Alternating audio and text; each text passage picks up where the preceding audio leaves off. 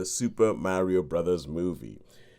Now, the late Bob Hoskins, when asked, he there's this famous interview that you have with Bob Hoskins where they ask him like, what is his biggest regret that he's ever made in his professional life, and he says Super Mario Brothers. Oh, And yeah, and it's kind of like, because he was in a version of Super Mario Brothers in 1993, and and they had decided to reinvent Super Mario Brothers, and this time when they were trying to just sort of like think, okay, let's just find ready known properties and shove them at the screen, and they took Super Mario Brothers and they shoved it at the screen, and they made all sorts of stuff with it, and it looked nothing like the game. And you had Bob Hoskins, who looked a bit like Mario. Quite frankly, they tried to make him look like Mario, and you had John Leguizamo playing Luigi, and you had Samantha Mathis playing Princess Peach, and it was just weird. You had Dennis Hopper playing the bad guy Bowser, and it was a weird steampunk thing that looked nothing like Mario, and it's widely derided as being one of the worst video game adaptations ever made. Now, Nintendo have decided to go back, and this time they've teamed up with Illumination, the guys who do the Despicable Me films, to make an animated. Sorry, Sharon, I know you're never going to see this. so, so it's an animated thing where everything looks like the game. Everything looks like the game, and I feel I have two brothers, and one of them was asking us, was asking, he was saying, he was asking us whether he was trying to figure out who was going to be most excited about the Super Mario Brothers movie, whether it was going to be myself, whether it was going to be my brother, or whether it was going to be my brother's son, who is 12. And I was like, I don't think it's going to be the son. I think it's going to be between me and my brother. Because, quite frankly, we are children of Mario. When we talk about video games, that's one of the first things we ever played. The original Super Mario Brothers game was one of the first games we ever played all the way through our lives. I actually once got my brother a t-shirt with a Nintendo NES controller on it that says, Know Your Roots. And he loved that t-shirt, and he held it as the best thing I'd ever bought him.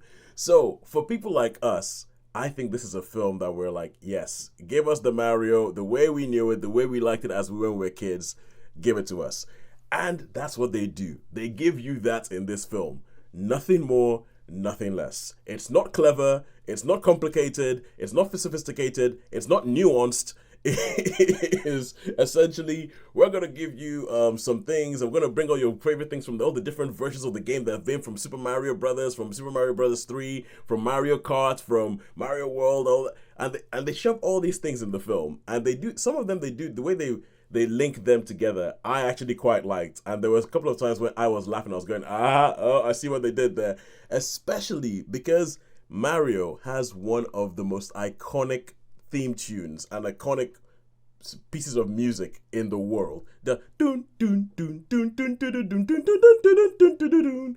And the way they incorporate all these different bits of the Mario music into like a sort of score orchestral thing, I had me just sort of sitting in the cinema going, I see what you did there. Oh, I see what you did there. I like it.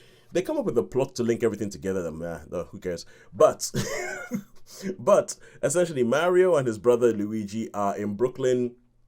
They find a portal to this world, which is the Mushroom Kingdom, and they end up having to help Princess Peach save the Mushroom Kingdom from Bowser Cooper, who is this big turtle line guy, voiced by Jack Black, who is trying to take over everything. So far, so fantasy, end of story, then that's it. Things happen, and then blah, blah, blah, blah, save the day. That's that's the storyline. And I think for those people who grew up on Mario, for those people who like Mario, this is fun. This is a lot of fun. Is it a good film? Probably not. it just for Probably. the is it for like the nostalgia thing? Do you think that they've made Uh, this? I mean, uh, I'm not really. I'm aware of Mario. I wasn't really into that Nintendo game thing. I know once I yes. went round someone's house and they were playing Mario Kart, where he goes. All I always seem to think is he goes, "Let's go, Let's let's go." I go. like that. Yes. Yeah, no, he does that, and that is a bit of a, because in the games they got a guy called Charles Martinet to voice Mario, and he does what can only be described as an Italian stereotype accent. Bearing in mind this guy has no Italian in him whatsoever, It's a little bit insensitive. And a big thing about this when they made this film was, are they going to change the voice? Are they going to go have Mario walking and going, it's me, Mario, hey, Luigi, let's go. And are they going to do that? And they didn't. And I, for one, am very happy that they did that. Right. I remember the Mario cartoons. There were Mario cartoons I used to watch in the 90s. And in those, they gave Mario like, a Brooklyn accent, yeah. And in this one, they gave him not so much of that. It's a lot more level. There's some jokes in it about the way Mario sounds and there's a bit at the beginning of the film where they pretty much say, yeah, we're not doing that.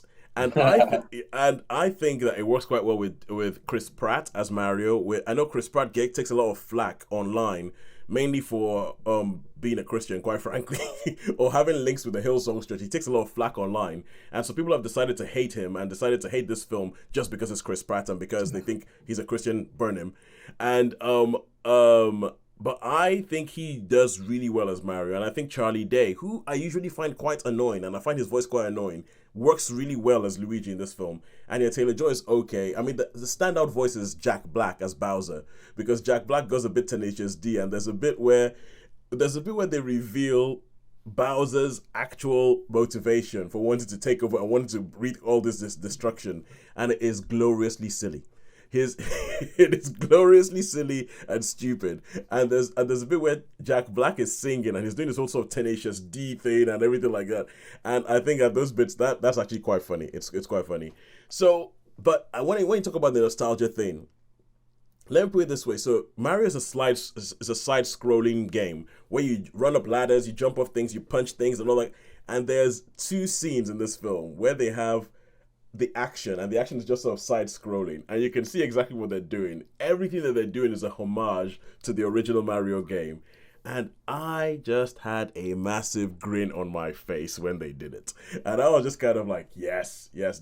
There's a bit where they have with the Mario Kart stuff. There's a bit of a homage to Mario Kart. It's a little bit, they don't do much with it. It's almost kind of as if they just in this film, it's as if they just kind of go, okay, let's shove as many different things in there as possible. We have the Let's Rainbow Road, we have acknowledge the it. Mario Kart thing, we have this thing, we have that thing, we have Luigi's Mansion, and they shove all these things in there. And we have what happens when you touch a star.